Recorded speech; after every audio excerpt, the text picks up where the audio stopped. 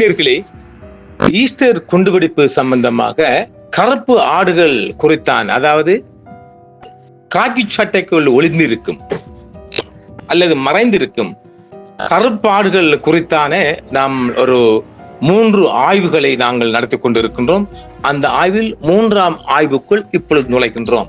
யார் யார் வருகின்றார்கள்? முன்னாள் அரசு புலனாய்வுத்துறை இயக்குனர் சீனியர் டிஐஜி நிலந்த ஜெயவர்தன, முன்னாள் ஐஜிபி சந்தன டி விக்ரமரெட்ன, முன்னாள் ஜனாதிபதி மைத்ரிபால சிறிசேன, முன்னாள் பாதுகாப்பு அமைச்சின் செயலர் ஹேமஸ்ரீ பெர்னாண்டோ, முன்னாள் ஐஜிபி பூஜித ஜெயசுந்தர, முன்னாள் என்ஐபி டைரக்டர் சிசிர மெண்டிஸ், முன்னாள் சீனியர் டிஐஜி நந்தன முனசிங்க மற்றும் ஐஜிபி விக்ரம் ரெட்டி ஆகியோர்கள் குறித்தான ஒரு முழுமையான ஒரு ஆய்வை நாங்கள் 3ஆம் ஆய்வாக முடிக்க போகின்றோம். இந்த ஆய்வுக்குள் நாம் நடத்த வேண்டும் என்றால், நிலந்த ஜெயவர்தன இருக்கிட்டார், அவர் இருக்கப்பட்டிருக்கிறார். அவர் இப்போது அரச சாட்சியாக மாறப் போகின்றாரா அல்லது அவர் தன்னை தானே அர்ப்பணிக்க போகின்றாரா என்பது குறித்து அவர் தான் சிந்திக்க வேண்டும். அதற்கு எதிராக முதலாக ஒபிஷியல் இன்கொயரி நடைபெறப் போகின்றது. அதை தொடர்ந்து அவருக்கு எதிராக நீதிமன்ற விசாரணை என்று போகின்ற போது அவரும் ஒரு மிகப்பெரிய ஒரு சிக்கலுக்குள் அமைய போகின்றார். குற்றவியல் குற்றச்சாட்டுக்கள் தொடருமா அவர் மீது, நிலந்த ஜெயவர்தன மீது குற்றவியல் குற்றச்சாட்டுக்கள் தொடருமா என்பது தெளிவாக தெரியவில்லை. ஜெயவர்தனவின் பங்கு குறித்த குற்றவியல் விசாரணை இன்னும் மதிப்பாய்வில் இருப்பதாக சட்டமன்றத்துறை முன்னர் சுட்டிக்காட்டியுள்ளது. அப்ப அட்டர்னி ஜெனரல் சொல்றாங்க அவர் கிரிமினலுக்குள்ள இருக்காரு. கிரிமினல் வந்தால் அண்ணாஜிக்கு தூக்கு தண்டனை ஷுவர், அதுல எந்த மாற்றமும் இல்லை. ஏனெனில் அவர் ஒரு பொறுப்பு வாய்ந்த ஒரு அத்தனை இந்த இலங்கையின் வீட்டுல ஒட்டுமொத்த மக்களின் பாதுகாப்பு குறித்தான பொறுப்பு அவர் தான் சாரும். அதனால அவருக்கு மிகப்பெரிய தண்டனை, மிகப்பெரிய தீர்ப்பும் வெளியாகும். இந்த ஆட்சிக்குள்ள நடக்கிறதுக்கு மிகப்பெரிய வாய்ப்பு இருக்கும் என்பதை நாங்கள் ஒரு ஜாதகமா சொல்லலாம். ISIS அரசு குழுவுடன் தொடர்புடைய உள்ளூர் இஸ்லாமிய தீவிரவாதிகளால் நடத்தப்பட்ட 2019 ஈஸ்டர் குண்டுவெடிப்புகள் இலங்கையின் வரலாற்றில் மிகவும் கொடிய பயங்கரவாத தாக்குதல்கள் ஒன்றாக உள்ளது என்று சொல்றாங்க. நான் சொல்ல மாட்டேன். ஈஸ்டர் ஞாயிறு குண்டுவெடிப்பு தாக்குதலில் பாதிக்கப்பட்டவர்களுக்கு செலுத்த வேண்டிய முழு இழப்பீட்டையும் செலுத்த தவறுவதற்காக முன்னாள் அரச புலனாய்வு சேவை இயக்குனர் நிலந்த ஜெயவர்தனவுக்கு எதிராக உச்ச நீதிமன்றம் நேற்று அப்பவே நீதிமன்ற அவமதிப்பு நடவடிக்கைகளை தொடங்கியது. கண்டெம்ப்ட் ஆஃப் தி கோர்ட், அது கொல்லாத குற்றமா? அப்போது பிரதம நீதிபதி ஜெயந்த ஜெயசூரிய அவர்கள், நீதிபதி முர்து பெர்னாண்டோ அவர்கள், நீதிபதி துரைராஜா அவர்கள், நீதிபதி AHMD நவாஸ் இப்போதும் அது சேவாக இருக்கிறார்கள், கௌரவ நவாஸ் இப்போது செய்திருக்கிறார்கள், நீதிபதி ஷிரான் குணரட்ன, நீதிபதி குமுதினி விக்ரமசிங்க, எல்லாரும் கௌரவபூர்வம் மன்னிக்கணும், மற்றும் நீதிபதி கௌரவ அச்சலா வெங்கப்புலி ஆகியோர் அடங்கிய 7 நீதிபதிகள் கொண்ட அமர்வு நிலந்த ஜெயவர்தனவை அக்டோபர் 7ஆம் தேதி அன்று நீதிமன்றத்தில் ஆஜராகுமாறு நோட்டீஸ் அனுப்பியது.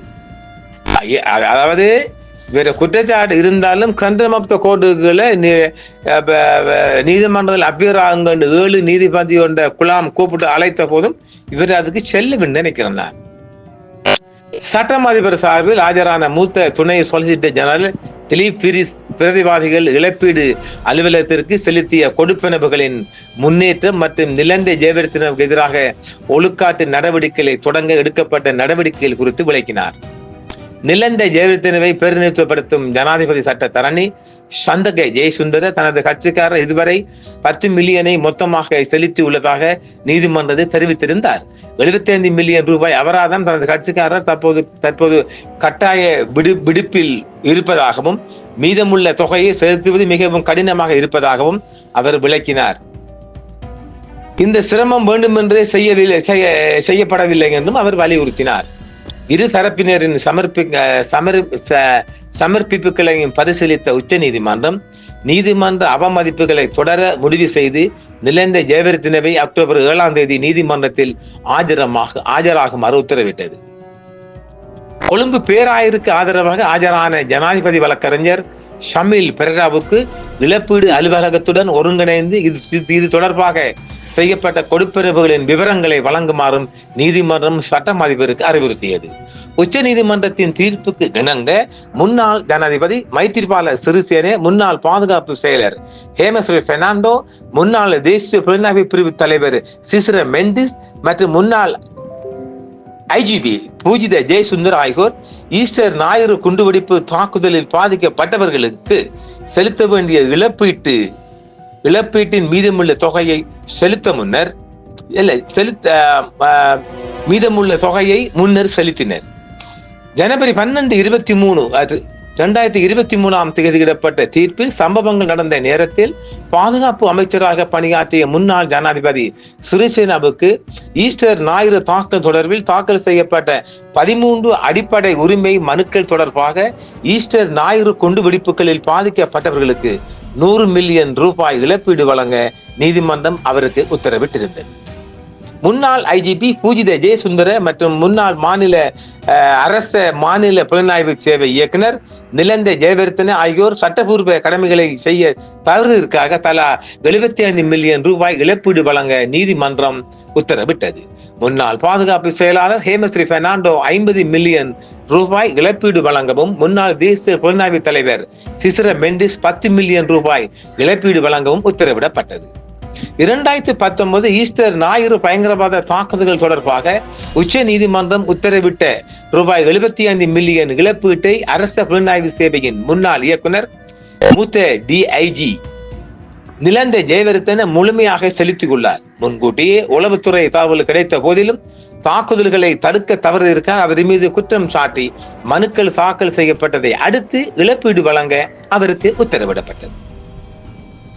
ஜெயவர்த்தனவின் வழக்கறிஞர் சந்தக ஜெயசுந்தர பிசி உச்ச நீதிமன்ற விசாரணையின் போது இழப்பீட்டு தொகையை நேற்று உறுதிப்படுத்தினார். அப்போதைய பணம் செலுத்துவதை உறுதிப்படுத்தும் ஆவணங்களை சமர்ப்பித்து முழு தொகையும் செலுத்துவதற்காக ஜெயசுந்தர நீதிமன்றில் தெரிவித்தார்.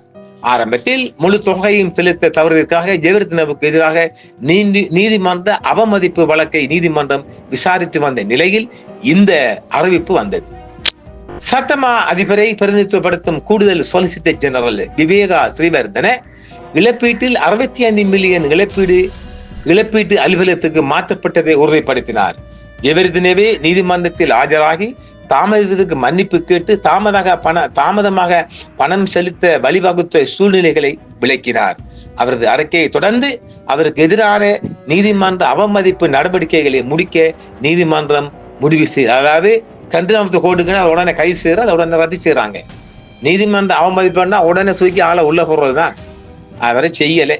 ஈஸ்டர் ஞாயிறு தாக்குதலில் பாதிக்கப்பட்டவர்களுக்கு இழப்பீடு விநியோகம் செய்வது குறித்து மறு ஆய்வு செய்ய உச்ச நீதிமன்றம் வழக்கை நவம்பர் 18 தேதிக்கு ஒத்திவைத்துள்ளது.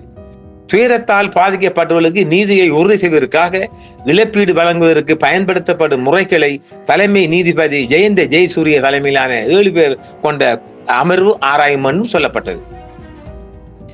முந்தைய விசாரணையில் ஜெயவர்த்தனுக்கு உத்தரவிடப்பட்டிருந்த 75 மில்லியனில் 10 மில்லியனை மட்டுமே செலுத்தியுள்ளார் என்றும் கணிசமான நிலுவைத் தொகையை செலுத்தவில்லை என்றும் கூடுதல் சொலிசிட்டர் ஜெனரல் திலீப் பீரிஸ் நீதிமன்றத்துக்கு தெரிவித்திருந்தார். இதனால் தாமதம் குறித்து விளக்கவும் நீதிமன்ற அவமதிப்பு குற்றச்சாட்டுகளை பரிசீலிக்கவும் ஜெயவர்த்தனுக்கு சம்மன் அனுப்ப நீதிமன்ற நோட்டீஸ் அனுப்பியது. எங்கப்பா இறக்கிட்டாங்க.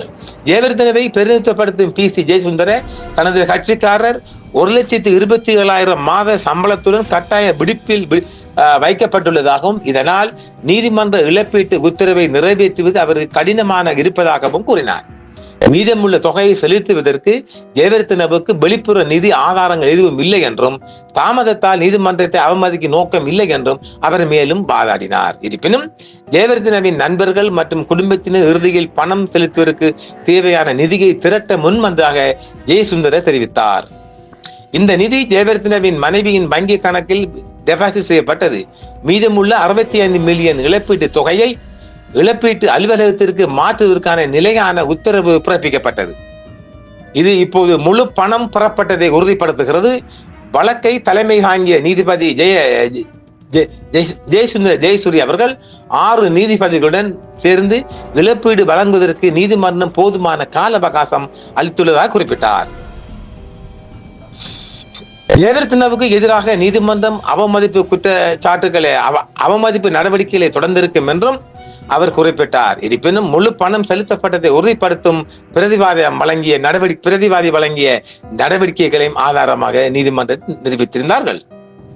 நடவடிக்கைகளின் போது கூடுதல் சொலிசிட்டர் ஜெனரல் சுரேஷ் ஜெயவர்தனவும் இழப்பீட்டு தொகையில் 65 மில்லியன் இழப்பீட்டு அலுவலகம் பெற்றுக் கொண்டதாகவும் அவர் சார்பில் ஆஜரான சட்டத்தரணி தெரிவித்திருந்தார். 2019 அன்று தேவாலயங்கள் மற்றும் ஹோட்டல்களை குறிவைத்து நடத்தப்பட்ட ஈஸ்டர் ஞாயிறு தாக்குதல்கள் 250க்கு மேற்பட்டோரின் உயிரை பறித்தன என்று முன்கூட்டியே உளவுத்துறை சொல்லியிருந்த போதிலும் இவர் அந்த விடயத்தில் அவர் கரிசனையாக இருக்கவில்லை என்றும் அவருக்கு எதிராகவே அமர்வுகள் அத்தனையும் ஆதாரமாகவும் எதிராகவும் சாட்சியங்களாகவும் மாறியிருந்தது. ஒழுங்கு விசாரணை விரைவுபடுத்தி அதன் முன்னத்தை உச்ச நீதிமன்றத்துக்கு தெரிவிக்கவும் உத்தரவிட்டது. ஈஸ்டர் ஞாயிறு பயங்கரவாத தாக்குதல் தொடர்பாக தாக்கல் செய்யப்பட்ட 12 அடிப்படை உரிமை மனுக்களில் செய்யப்பட்ட இழப்பீட்டு தொகைகளின் முன்னேற்றத்தை ஆராய நீதிமன்றம் இப்போதே உத்தரவிடுகின்றது என்றும் தெரிவிக்கப்பட்டிருந்தது. ஈஸ்டர் தாக்குதலில் பாதிக்கப்பட்டவர்கள் மூத்த டிஐஜி நிலந்தை ஜெயவர்தனுக்கு எதிராக நீர்கொழும்பு உயர் நீதிமன்றத்தில் 182 வழக்குகளையும் கொழும்பு உயர் நீதிமன்றத்தில் 116 வழக்குகளையும் தாக்கல் செய்துள்ளதாக உச்ச நீதிமன்றம் நேற்று அறிவித்திருக்கின்றது. எங்க அப்பா இலங்கை வரலாற்றில நான் நினைக்கல ஒரு காக்கி சட்டை போட்ட அதிகாரிக்கு இப்படியாக ஒரு 298 வழக்கு வந்தீங்க. இதுதான் முதல் தடவை நான் நினைக்கிறேன். ஏனெனில் ஆக கூடுதலான இதா இருக்கு இல்லையா இது இவர் என்றால் இவர் இந்த உண்மைகளை மறைச்ச குற்றத்தை பார்க்கிறாங்க.